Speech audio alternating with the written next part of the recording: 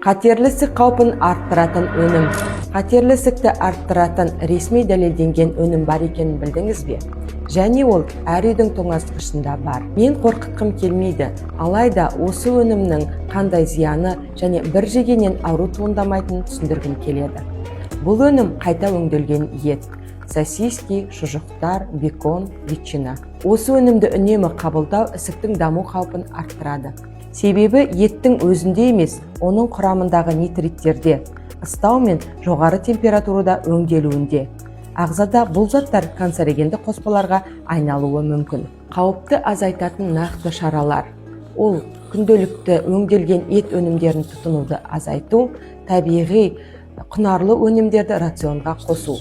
Қатерлі ісік бұл бір күнде пайда болмайды.